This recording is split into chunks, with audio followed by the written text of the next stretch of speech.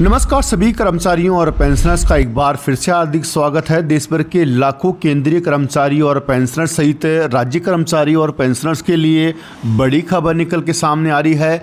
सभी पेंशन भोगी और कर्मचारी ध्यान दें, ध्यान नहीं दिया तो एक ही झटके में खाली हो जाएगा आपका बैंक अकाउंट, हो जाएगा लाखों का नुकसान।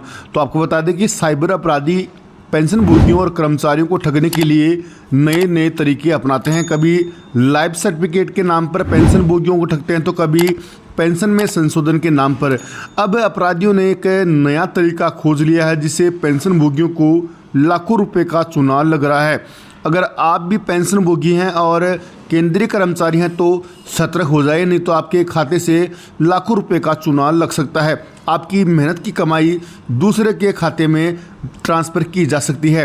अभी तक साइबर अपराधी पेंशन भोगियों को लाइफ सर्टिफिकेट के नाम पे ठगते थे। अपराधी पेंशन भोगियों को एक मैसेज भेजते थे जिसमें लिखा होता था कि आपकी पेंशन इस महीने नहीं आने वाली है क्योंकि आपने अपना लाइफ सर्टिफिकेट जमा नहीं किया है। अगर आप चाहते हैं कि आपकी पेंशन इस महीने आई तो इस लिंक पर क्लिक करके अपने बैंक खाते की डिटेल भेज दें। इस प्रकार के मैसेज देखकर पेंशन भोगी डर जाते हैं और इस लिंक पर क्लिक करके अपने बैंक डिटेल वहां पर भर देते हैं। इस प्रकार वे धोखाधड़ी का शिकार हो जाते हैं।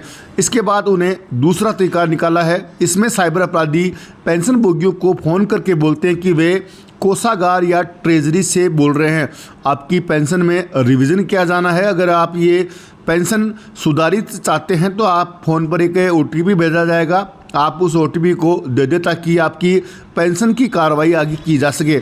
इस प्रकार पेंशन भोगी OTP देते ही धोखाधड़ी का शिकार हो जाते हैं।